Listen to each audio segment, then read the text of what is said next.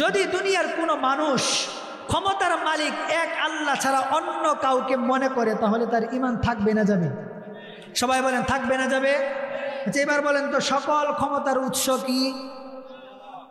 সবাই বলে না আল্লাহ। অথচ এদেশের অনেক মানুষের আকীদা হলো এমন, সকল ক্ষমতার উৎস কয় না জনগণ। ঈমান থাকবো না যাইব? জোরে বলেন থাকবে না যাবে? আচ্ছা হুকুম দেওয়ার মালিক কে? সবাই বলে না কে? ইনিল হুকমু ইল্লা লিল্লাহ।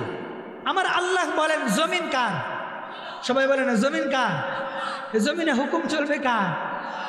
মানুষের তন্ত্রমন্ত্র দিয়া বানানো হুকুম দিয়া জীবনে কিয়ামত হয়ে গেলেও এ জমিনে শান্তি আসবে?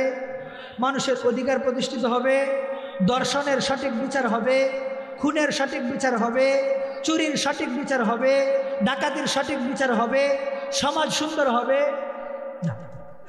তাহলে শিরিকের মধ্যে একটা শিরিক হলো এটা, যদি কোনো মানুষ এ কথা বিশ্বাস করে যে ক্ষমতার মালিক আল্লাহ ছাড়া অন্য কেউ, তাহলে তার ঈমান থাকবে না। আমার আল্লাহ বলেন, নবীজিকে উদ্দেশ্য করে আল্লাহ বলেন, লা ইন আশরাকতা লা ইয়াহবাতান্না আমালুক ওয়া লা তাকুনান্না মিনাল খাসিরিন। ও নবী, আপনাকে তো আমি এমনভাবে বানায় পাঠাইছি আপনার দ্বারা গুনাহ হওয়া সম্ভব না, আপনার দ্বারা গুনাহ হওয়া সম্ভব না।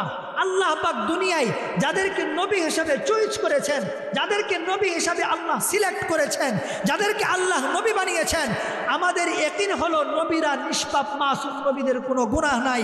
আল্লাহ নবীদেরকে গুনাহ মুক্ত করেই পাঠিয়েছেন। তারপরেও আল্লাহ নবীর ব্যাপারে আয়াত নাযিল করে বলেন, ও নবী, লা ইন আশরাকতা লা ইয়াহবাতান্না আমালুক। ও নবী, আপনি যদি শিরিক করেন তাহলে আপনার সমস্ত আমল বরবাদ। ও নবী, আপনি যদি শিরিক করেন আপনার সমস্ত আমল বরবাদ, আর আপনি নবীও ক্ষতিগ্রস্তের মধ্যে পড়ে যাবেন। আল্লাহর কোরআনের এই আয়াত থেকে বোঝা যায়, দুনিয়ার কোনো মানুষ যদি শিরিক করে, আর ওই শিরিক করা ব্যক্তি যদি 100 বার নয় 1000 বারও হজ করে, যদি প্রতিদিন কাবার সামনে দাঁড়িয়ে কাবাকে সামনে রেখে কাবাকে চুমু করতে থাকে, আর যদি সে শিরিককারী হয়, তাহলে তার আমল নামায় কোনো নেকি অবশিষ্ট থাকবে না, তার সমস্ত নেকি বরবাদ হয়ে যাবে, তার নাম মুশরিকের তালিকায় উঠবে। ঠিক কিনা?